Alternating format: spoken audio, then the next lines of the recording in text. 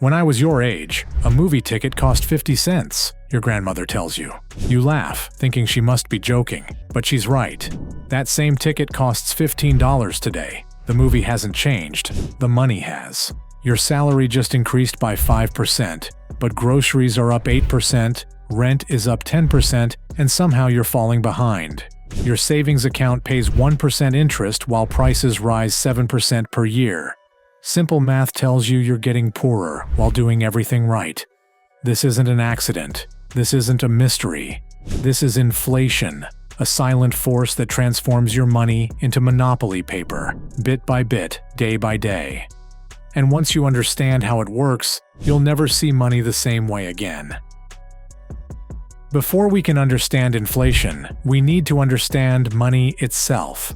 For most of human history, money was tied to something real: gold, silver, or other precious metals. These metals were scarce, difficult to produce, and couldn't be created out of thin air. This natural limitation meant that prices remained relatively stable over long periods. When paper money was introduced, it was initially just a claim ticket for real gold or silver stored in a vault. You could take your paper dollars to a bank and exchange them for actual precious metals. This system, known as the gold standard, provided a natural check on money creation. You couldn't print more paper money than you had gold to back it. Everything changed in 1971. President Nixon announced that dollars could no longer be exchanged for gold. This transformed our money into what economists call fiat currency. Money that has value simply because the government says it does. This shift gave central banks the power to create new money at will without the constraints of gold backing. Every dollar in your pocket, every number in your bank account has a story. That story begins at the Federal Reserve, where the tools of modern money creation shape the financial destiny of millions. The process is both simpler and more complex than most people imagine. The Federal Reserve creates money through several channels, each flowing into the economy in different ways. When the Fed buys government bonds, it does so with money created out of thin air, instantly adding to the money supply. This isn't physical cash being printed, it's digital money appearing in bank accounts with a few keystrokes. The same happens when the Fed lends to commercial banks or buys financial assets through quantitative easing. But the Fed's most powerful tool is one you experience every day: interest rates.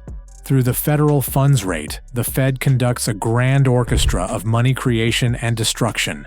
When the Fed lowers this rate, it sets off a chain reaction throughout the economy. Banks can borrow more cheaply from each other, leading them to offer lower rates to businesses and consumers. A business owner who wouldn't borrow at 7% might jump at the chance when rates hit 3%. A family that couldn't afford a mortgage at 6% suddenly qualifies at 4%. This interest rate mechanism transforms the economy like water flowing downhill. Lower rates mean more borrowing, and in our banking system, more borrowing means more money creation. Every time a bank issues a loan, it creates new money. The borrower gets money to spend, but the original deposit remains in the system. Money multiplies through this process, expanding the supply far beyond what the Fed creates directly. But this system has a dark side. Like a drug, the economy becomes addicted to easy money. Businesses structure themselves around cheap credit. Asset prices depend on low rates. Politicians celebrate the short-term benefits while ignoring the long-term costs. Raising rates becomes increasingly painful, trapping the Fed in a cycle of booms and busts. Inflation occurs when the money supply grows faster than the production of goods and services.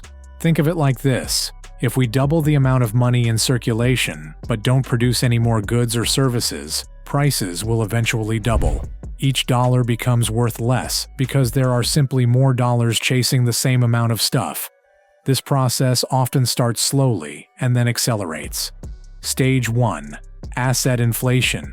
New money flows into stocks, real estate, and financial assets. Stage 2. Consumer price inflation. Prices of everyday goods and services rise. Stage 3. Wage inflation. Workers demand higher wages to keep up with prices. Inflation creates a complex dance between producers and consumers. Let's follow a simple product, a loaf of bread, through the inflation cycle. Our local baker faces rising costs everywhere. Wheat costs more because farmers pay more for fuel and fertilizer.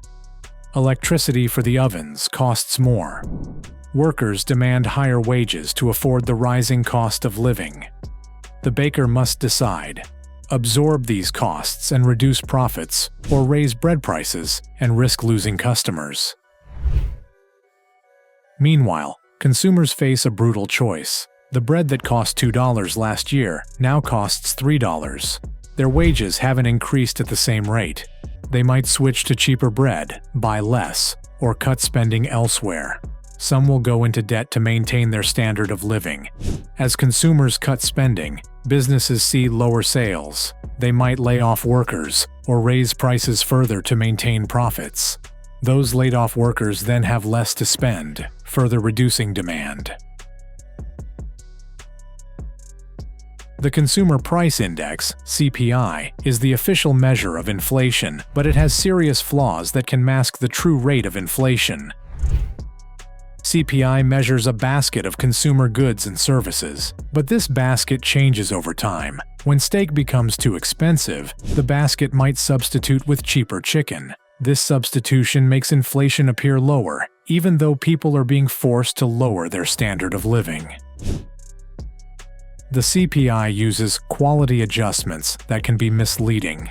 If a TV costs twice as much but has better features, the CPI might not count this as inflation, but consumers still have to pay the higher price, regardless of the improved quality.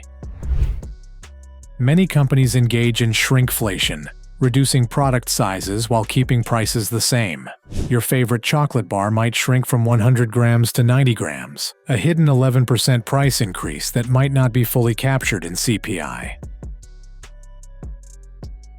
A more honest way to understand inflation is to look at the money supply itself. Think of it like this. If you're filling a pool with water, measuring the water you're adding, the money supply, gives you a better picture than occasionally measuring the water level, CPI. Here's how the money supply is measured. You have M1, physical cash and easily accessible money, M2, M1 plus savings accounts and money market funds, M3, M2 plus larger time deposits and institutional funds. Let's look at 2020 to 2021. While CPI showed modest inflation, the M2 money supply increased by over 26% in just 1 year, the largest increase since the Federal Reserve's founding. This massive expansion of the money supply preceded the high inflation we saw in subsequent years. Inflation's damage goes far beyond just higher prices. It fundamentally changes human behavior and society. A dollar saved today might be worth 90 cents next year, 80 cents the year after. This punishes savers and encourages immediate consumption or speculation. To combat inflation, people are forced to seek higher returns through increasingly risky investments. Conservative savers become reluctant speculators just to preserve their wealth. Those closest to the money creation benefit first, while those furthest away see prices rise before their incomes can adjust. This creates a Cantillon effect, redistributing wealth from the poor to the rich. As savings become worthless, long-term planning becomes difficult. This affects everything from retirement planning to business investment. Society becomes more present-oriented and less future-focused.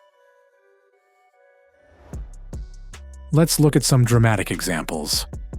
In Weimar, Germany in 1923, a loaf of bread that cost 250 marks in January cost 200 billion marks by November. People rushed to spend their paychecks immediately, knowing the money would be worth less tomorrow. Once the richest country in South America, Venezuela saw its currency become virtually worthless through money printing. People began weighing money rather than counting it. While less dramatic, the dollar has lost over 96% of its purchasing power since abandoning the gold standard.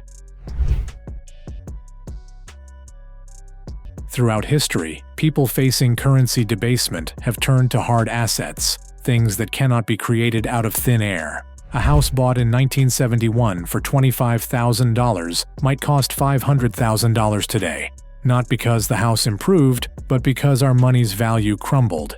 Real estate and productive businesses offer traditional protection. Properties generate inflation-adjusted rents, while strong businesses can pass rising costs to consumers. Your skills also provide protection. A skilled professional can raise their rates as currency devalues. But today, we have Bitcoin, the first truly scarce digital asset. Unlike dollars, euros, or yen, only 21 million Bitcoin will ever exist. No central bank can print more. No government can dilute its value. While gold served this purpose for centuries, Bitcoin offers the same scarcity with instant global transferability. Inflation is more than just rising prices. It's a fundamental change in how money works and how society functions. Understanding it is crucial not just for protecting your wealth, but for understanding the world around you. As we enter an era of unprecedented money creation, this knowledge becomes more important than ever.